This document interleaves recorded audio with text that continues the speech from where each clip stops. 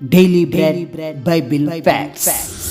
పాత నిబంధనలో ఉన్న ఏలియా ప్రవక్త నిజంగా బాప్తిస్మిచ్చి యోహానుగా పుట్టాడా? ఏలియా మరియు యోహాను గురించి ప్రవచనాలు ఏం వ్రాయబడ్డాయి? మన హిందూ సోదరులు నమ్మే పునర్జన్మ గురించి బైబిల్ ఏం చెప్తుంది అనే విషయాలు ఈ వీడియో ద్వారా పూర్తిగా తెలుసుకుందాం. చాలామంది క్రైస్తవులు ఏలియా ప్రవక్త బాప్తిస్మిచ్చి యోహానుగా పుట్టాడని అనుకుంటారు. అలాగే యేసు కాలంలో కూడా యూదా ప్రజలు యోహానును ఏలియా అని కొంతమంది అనుకున్నారు. మార్కు సువార్త 8వ అధ్యాయము 28వ వచనం. అందుకు వారు కొందరు బాప్తిస్మిచ్చి యోహాను అనియు, కొందరు ఏలియా అనియు, మరికొందరు ప్రవక్తలలో ఒకడనియు చెప్పుకొనుచున్నారనిరి. ఈ లేఖనంలో బాప్తిస్మిచ్చి యోహానును కొంతమంది ఏలియా అనుకుంటున్నారు, మరికొంతమంది ఎవరో ప్రవక్త అని అనుకుంటున్నారు. మరికొంతమంది ఏలియా కాదు, ఎవరో ప్రవక్త కాదు, ఇతడు నిజంగా బాప్తిస్మిచ్చి యోహానే అని మరికొందరు అనుకుంటున్నారు. దీని ప్రకారం చూస్తే మొత్తం యోధా ప్రజలందరూ యోహానును ఏలియా అని అనుకోవట్లేదు, కొంతమంది మాత్రమే ఏలియా అనుకుంటున్నారు. అయితే యోహాను విషయంలో యోధా ప్రజలకు ఇంత గందరగోళం ఎందుకు ఏర్పడింది? ఏలియా అని మరొక ప్రవక్త అని ఎందుకు అనుకుంటున్నారు అనే విషయాలు ఇప్పుడు తెలుసుకుందాం. మత్తయి సువార్త 17వ అధ్యాయము 10-11 వచనములు. అప్పుడు ఆయన, శిష్యులు ఇలాగైతే ఏలియా ముందుగా రావాలని శాస్త్రులెందుకు చెప్పుచున్నారని ఆయనను అడిగిరి. అందుకాయన, ఏలియా వచ్చి సమస్తమును చక్కపెట్టునను మాట నిజమే. ఈ లేఖనాన్ని మనం పరిశీలించినట్లయితే మనుష్య కుమారుడు కంటే ముందు, అనగా మెస్సయ్య కంటే ముందు ఏలియా వస్తాడని శాస్త్రులు ధర్మశాస్త్ర ప్రకారం చెప్తున్నారు. ఈ విషయాన్నే శిష్యులు యేసుక్రీస్తుకు చెప్తున్నారు. అయితే నిజంగా శాస్త్రులు చెప్పినట్టుగా నీకంటే ముందు ఏలియా వచ్చాడా అని శిష్యులు యేసుక్రీస్తును అడుగుతున్నారు. అప్పుడు యేసు, నిజంగా నాకంటే ముందు ఏలియా వచ్చి సమస్తమును పనులు చక్కబెట్టి హతసాక్షి అయిపోయాడని, అలాగే నేను కూడా రాబోయే రోజుల్లో శ్రమలు అనుభవిస్తానని యేసుక్రీస్తు గారు అన్నారు. అప్పుడు శిష్యులు యేసు కంటే ముందు వచ్చి సమస్తం చక్కబెట్టింది బాప్తిస్మిచ్చు యోహానే అని విశ్వసించిరి. ఇప్పుడు దీని ప్రకారమే చాలామంది క్రైస్తవులు ఏలియా బాప్తిస్మిచ్చు యోహాను రూపంలో పుట్టాడని అనుకుంటున్నారు. అలాగే కొంతమంది యోధా ప్రజలు మరియు శాస్త్రులు యోహానును ఏలియా అని కొన్ని ప్రవచనాలు ఆధారంగా అంటున్నారు. యెషయా గ్రంథము 40వ అధ్యాయము 3వ వచనం. ఆలకించుడి, అడవిలో ఒకడు ప్రకటించుచున్నాడు, ఎట్లనగా అరణ్యములో యెహోవాకు మార్గము సిద్ధపరచుడి, ఎడారిలో మా దేవుని రాజమార్గము సరళము చేయుడి. ఈ ప్రవచనం బాప్తిస్మిచ్చు యోహాను గురించి యెషయా ప్రవక్త ముందుగానే వ్రాసాడు. అడవిలో, అరణ్యములో, ఎడారిలో దేవునికి మార్గాన్ని సరళము చేస్తాడని యోహాను గురించి వ్రాయబడింది. ఇది నిజంగా బాప్తిస్మిచ్చు యోహాను ఈ విధంగానే చేశాడు. అంటే యేసుక్రీస్తు కంటే ముందు యోహాను వచ్చి యోధా ప్రజలకు సువార్త చేశాడు. ఈ విధంగా ఏలియానే యోహాను రూపంలో వచ్చి మార్గాన్ని సరళము చేశాడని కొంతమంది నమ్ముతున్నారు. మలాకీ గ్రంథము 3వ అధ్యాయము 1వ వచనం. ఇదిగో, నాకు ముందుగా మార్గము సిద్ధపరచుటకై నేను నా దూతను పంపుచున్నాను. ఈ ప్రవచనం కూడా బాప్తిస్మిచ్చు యోహాను గురించే వ్రాయబడింది. యేసుక్రీస్తు కంటే ముందు ఒక దూత పంపబడతాడు. ఆ దూత బాప్తిస్మిచ్చు యోహాను. ఈ దూత బాప్తిస్మిచ్చు యోహానే అని యేసుక్రీస్తు గారు కూడా ఒప్పుకొన్నారు. మత్తయి సువార్త 11వ అధ్యాయము 10వ వచనం. ఇదిగో, నా దూతను నీకు ముందుగా పంపుచున్నాను, అతడు నీ ముందర నీ మార్గమును సిద్ధపరచును అని ఎవను గూర్చి వ్రాయబడినో అతడే ఈ యోహాను. ఈ ప్రవచనం పలికింది స్వయంగా యేసుక్రీస్తే. అక్కడ ఉన్న శిష్యులకు, జనసమూహానికి ఈ ప్రవచనాన్ని జ్ఞాపకం చేసి, ఈ ప్రవచనం బాప్తిస్మిచ్చు యోహాను గురించే వ్రాయబడిందని యేసుక్రీస్తు గారు స్పష్టం చేశారు. అయితే ఈ యోహానే ఏలియా అని కొంతమంది యూదులు అనుకోవడానికి మరొక ప్రవచనం కూడా ఉన్నది. మలాకీ గ్రంథము 4వ అధ్యాయము 5-6 వచనములు. యెహోవా నియమించిన భయంకరమైన ఆ మహాదినము రాకమునుపు నేను ప్రవక్తయగు ఏలియాను మీ వద్దకు పంపుదును. నేను వచ్చి దేశమును శపించుకుండినట్లు అతడు తండ్రుల హృదయమును పిల్లల తట్టును, పిల్లల హృదయములను తండ్రుల తట్టును త్రిప్పును. ఈ ప్రవచనం ఏలియా గురించి వ్రాయబడింది. ఏలియాను మీ వద్దకు పంపుతాను అని దేవుడు అంటున్నాడు. పైగా అతడు తండ్రుల హృదయములను పిల్లల తట్టును, పిల్లల హృదయములను తండ్రుల తట్టును త్రిప్పుతాడని వ్రాయబడింది. మరి ఇలా ఎవరు చేశారో ఇప్పుడు తెలుసుకుందాం. లూకా సువార్త 1వ అధ్యాయము 17వ వచనం. మరియు అతడు తండ్రుల హృదయములను పిల్లల తట్టునకును, అవిధేయులను నీతిమంతుల జ్ఞానము అనుసరించుటకును త్రిప్పి. ఈ లేఖనంలో మాటలు జకర్యాకు తనకు పుట్టబోయే యోహాను గురించి గబ్రియేలు దేవదూత ముందుగానే చెప్తున్నాడు. మలాకీలో ఏలియా గురించి వ్రాయబడిన ప్రవచనం యోహాను గురించి ఇక్కడ వ్రాయబడింది. అందుకే ఏలియానే బాప్తిసమిచ్చి యోహాను రూపంలో పుట్టారని శాస్త్రులు, కొంతమంది యూదులు అనుకుంటున్నారు. అయితే లేఖనాల ప్రకారం ఏలియా బాప్తిసమిచ్చి యోహాను రూపంలో పుట్టలేదు. కేవలం ఏలియా యొక్క ఆత్మను, శక్తిని మాత్రమే యోహాను పొందుకున్నాడు. అలాగని ఏలియానే యోహానుగా పుట్టలేదు. లూకా సువార్త 1వ అధ్యాయము 17వ వచనం. ప్రభువు కొరకు ఆయత్తపడి ఉన్న ప్రజలను సిద్ధపరచుటకై ఏలియా యొక్క ఆత్మయు శక్తియు గలవాడే ఆయనకు ముందుగా వెళ్ళును. ఈ లేఖనం ప్రకారం ఏలియా యొక్క ఆత్మ శక్తి మాత్రమే యోహాను పొందుకున్నాడు. అలాగని ఏలియా పరలోకం నుంచి భూమి మీదకు వచ్చి జకర్యా ఎలిజబెతులకు పుట్టలేదు. యోహాను తన వంశావళిని కలిగి ఉన్నాడు. కేవలం ఏలియా యొక్క ఆత్మను, శక్తిని మాత్రమే పొందుకున్నాడు. అయితే ఏలియా యొక్క ఆత్మను, శక్తిని యోహాను పొందుకోవడం అంటే ఏమిటో ఇప్పుడు తెలుసుకుందాం. ఏలియా జీవితం మరియు యోహాను జీవితాన్ని మనం పరిశీలించినట్లయితే ఆత్మను, శక్తిని పొందుకోవడం ఏమిటో మనకు అర్థమవుతుంది. ఏలియా దేవుని పట్ల ఎంతో ఆసక్తి గల వ్యక్తిగా గుర్తించబడ్డాడు. అలాగే బాప్తిస్మిచ్చి యోహాను కూడా ఆ విధంగానే గుర్తించబడ్డాడు.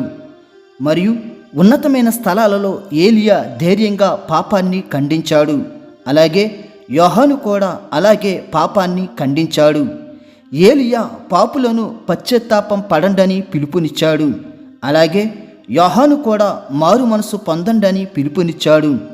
ఏలియా తన పరిచర్యలో అనేక మందిని ఆకర్షించి శిష్యులను తయారు చేశాడు.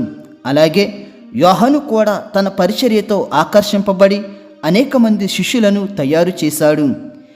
ఏలియా ఆహాబు రాజు అతని భార్య కోపాన్ని చవిచూశాడు. అలాగే యోహాను హేరోదు రాజు అతని భార్య కోపాన్ని పొందుకున్నాడు. ఏలియా దేవుని సేవ విషయంలో కఠినాత్ముడు. అలాగే యోహాను కూడా అంతే. ఏలియా అరణ్యానికి పారిపోయాడు. అలాగే యోహాను కూడా అరణ్యంలో నివసించాడు. ఏలియా అవినీతి కాలంలో జీవించాడు. అలాగే యోహాను ఆధ్యాత్మిక జీవితం విఫలమైన కాలంలో దాన్ని పునరుద్ధరించడానికి ఉపయోగించబడ్డాడు. ఈ విధంగా ఏలియా జీవితం, యోహాను జీవితం ఒకే సారూప్యతను కలిగి ఉంటుంది. ఏలియా యొక్క ఆత్మను, శక్తిని యోహాను పొందుకోవడం వల్ల వీరిద్దరూ ఒకే దృఢమైన సంకల్పాన్ని కలిగి ఉన్నారు. అలాగని ఏలియా యోహానులా పుట్టలేదు. అంతెందుకు, యోహానే స్వయంగా నేను ఏలియాను కాను అని అన్నాడు. యోహాను సువార్త 1వ అధ్యాయము 21, 22 వచనములు. కాగా వారు, మరి నీవెవరువు? నీవు ఏలియావా అని అడుగగా అతడు కానెనును. నీవు ఆ ప్రవక్తవా అని అడుగగా కానని ఉత్తరమిచ్చెను. ఈ లేఖనంలో యూదులు, లేవీయులు యోహానును నువ్వు ఏలియావా అని అడుగుతారు. కానీ యోహాను నేను ఏలియాను కానని స్పష్టం చేశాడు. స్వయంగా యోహానే ఏలియాను కానని ఒప్పుకున్నప్పుడు మనలో కొంతమంది క్రైస్తవులు ఏలియా యోహాన్లా పుట్టాడు అనడంలో అర్థం లేదు. ఇదే సందేహం యోధా ప్రజలకు వస్తే యోహానే స్వయంగా ఏలియా కాదని, దేవుడు దూతగా పంపబడిన యోహానునని స్పష్టం చేశాడు. కావున ఏలియా యోహానుగా పుట్టలేదు. ఏలియా ఆరోహణం అయ్యి పరదేశంలో క్షేమంగా ఉన్నాడు. ఏలియా దేవుని దగ్గర ఉన్నాడు కాబట్టి పరలోకం నుంచి రూపాంతర కొండ దగ్గరికి మోషే ఏలియాలు వచ్చి యేసును కలుసుకొన్నారు. అయితే మలాకి 4:5లో యెహోవా నియమించిన భయంకరమైన ఆ మహాదినము రాకమునుపు నేను ప్రవక్తయగు ఏలియాను మీ వద్దకు పంపుదును అని వ్రాయబడింది. దీని ప్రకారం చాలామంది యేసుక్రీస్తు మొదటి రాకడలో ఏలియా పంపబడ్డాడని అనుకుంటున్నారు. కానీ ఈ లేఖనాన్ని మనం మరింత నిశితంగా పరిశీలించినట్లయితే భయంకరమైన మహాదినాన ఏలియా పంపబడతాడని వ్రాయబడింది. ఆ భయంకరమైన మహాదినము ఎప్పుడంటే యేసుక్రీస్తు రెండవ రాకడ సమయం. దీని ప్రకారం యేసుక్రీస్తు రెండవ రాకడ సమయంలో ముందుగా ఏలియా పంపబడతాడు. అది ఎప్పుడంటే ప్రకటన గ్రంథము 11వ అధ్యాయము 3వ వచనం. నేను నా 2 సాక్షులకు అధికారము ఇచ్చిదను. వారు గోనెబట్ట ధరించుకుని 1260 దినములు ప్రవచింతురు. ఈ లేఖనం ప్రకారం 7 ఏండ్ల శ్రమల కాలంలోని మొదటి అర్ధవారంలో 2 సాక్షులు పంపబడతారు. ఆ 2 సాక్షులలో ఒకరు ఏలియా, మరొకరు మోషే. దీని గురించి ప్రత్యేకమైన వీడియో చేశాను. ఎవరైనా చూడని వారుంటే దయచేసి చూడగలరు. వీరు 1260 రోజులు ప్రవచిస్తారు. 1260 రోజులంటే 3.5 సంవత్సరములు. 7 సంవత్సరములను సగం చేస్తే 3.5 సంవత్సరములు. 7 సంవత్సరాలలో మొదటి 3.5 సంవత్సరములలో 2 సాక్షులు పంపబడతారు. ఆ తరువాత సంఘం ఎత్తబడడం, క్రీస్తు రెండవ రాకడ జరుగుతుంది. కావున మలాకి 4:5లో వ్రాయబడింది క్రీస్తు రెండవ రాకడలో వచ్చే ఏలియా గురించి వ్రాయబడింది. అందుకే మహాభయంకరమైన దినము అని వ్రాయబడింది. ఆ మహాభయంకరమైన దినము యేసుక్రీస్తు పుట్టినప్పుడు జరగలేదని మనం గ్రహించాలి. ఆ దినం క్రీస్తు రెండవ రాకడలోనే వస్తుంది. కావున ఏలియా యొక్క ఆత్మను, శక్తిని మాత్రమే యోహాను పొందుకున్నాడు గాని స్వయంగా ఏలియానే యోహానుగా పుట్టలేదు. అలాగని ఏలియా మరలా పుట్టాడని మనం విశ్వసించినట్లయితే మనం పునర్జన్మ ఉందని కూడా నమ్మవలసి వస్తుంది. కానీ బైబిల్ ప్రకారం పునర్జన్మ లేదు. బైబిల్ కేవలం పునరుద్ధానాన్ని మాత్రమే తెలియజేస్తుంది. పునరుద్ధానం అనేది రెండవ రాకడలో దేవుని యందలి మృతులు, అప్పటి సజీవులు లేపబడి పరలోకం చేరతారు. దీనిని క్రైస్తవులు బలంగా నమ్ముతారు. కానీ పునర్జన్మ ఉందని బైబిల్ ఎక్కడా చెప్పలేదు. అసలు పునర్జన్మ అంటే ఏమిటో ఇప్పుడు తెలుసుకుందాం. పునర్జన్మ ఉందని మన భారత మత గ్రంథాలు తెలియజేస్తున్నాయి. మన హిందూ సోదరులు కూడా దీనిని బలంగా నమ్ముతారు. పునర్జన్మ అంటే మళ్ళీ అవతారం అని అర్థం. అంటే మాంసం మరియు రక్తంతో కూడిన కొత్త శరీరంలోనికి ప్రవేశించడమే పునర్జన్మ. ఒక వ్యక్తి మరణించాక అతని ఆత్మ కొత్త శరీరంలోకి ప్రవేశించే ప్రక్రియను పునర్జన్మ అంటారు. ఉదాహరణకు మరణించిన వ్యక్తి యొక్క ఆత్మ మరొక మానవ శరీరంలో లేదా ఏదైనా జంతువులో ప్రవేశించడాన్ని పునర్జన్మ అంటారు. దీనిని మన హిందూ సోదరులు బలంగా నమ్ముతారు. కానీ పునర్జన్మ ఉందని అనడానికి ఎటువంటి ఆధారాలు లేవు. అలాగైతే ఏలియా ఆత్మను యోహాను పొందుకున్నాడుగా. కావున పునర్జన్మ ఉందని కొంతమంది వాదించవచ్చు. కానీ ఇక్కడ వారు ఒక సంగతిని మర్చిపోయారు. ఏలియా చనిపోలేదు. ఏలియా మరణం రుచి చూడకుండా ఆరోహణం అయ్యాడు. పునర్జన్మ అంటే మరణించిన వ్యక్తి యొక్క ఆత్మ వేరే శరీరంలోనికి ప్రవేశించడం. కానీ ఏలియా మరణం కాలేదు, ఆరోహణం అయ్యాడు. కావున పునర్జన్మను బైబిల్ స్వాగతించదు. ఎందుకంటే హెబ్రీయులు 9వ అధ్యాయము 27వ వచనం, మనుషులొక్కసారే మృతి పొందవలనని నియమింపబడిను, ఆ తరువాత తీర్పు జరుగును. ఈ లేఖనం ప్రకారం మనుషులు ఒక్కసారి మృతి పొందిన తరువాత వారికి అంత్య తీర్పు జరుగుతుంది. మనుషులు చనిపోయాక మరలా పుట్టరు. చనిపోయిన వారిని యేసుక్రీస్తు మరలా బ్రతికించాడు, కానీ వారిని మరలా పుట్టించలేదు. కావున భూమి మీద పుట్టడం ఒకసారే, చనిపోవడం ఒకసారే. అలాగని అనేక జన్మలు ఉండవు. అందుకే యేసుక్రీస్తు శిలువ మీద ఉన్న దొంగతో నేడు నీవు పరదేశంలో ఉందువని అన్నాడు. అంటే చనిపోయాక దేవుడు ఏర్పరిచిన స్థలంలోనికి వెళ్ళిపోవలసిందే. అలాగని భూమి మీదకి వచ్చి మరలా పుట్టరు. కావున ఏలియా కూడా మరలా పుట్టలేదు. కేవలం ఏలియా యొక్క ఆత్మను, శక్తిని మాత్రమే యోహాను పొందుకున్నాడు. కావున ఏలియా బాప్తిస్మిచ్చి యోహానులా పుట్టలేదు. ఈ వీడియో మీకు ఆశీర్వాదకరంగా ఉన్నట్లయితే లైక్ చేసి సబ్స్క్రైబ్ చేసుకోవడం మర్చిపోవద్దు. దేవుడు మిమ్ములను, మీ కుటుంబములను దీవించునుగాక. ఆమేన్.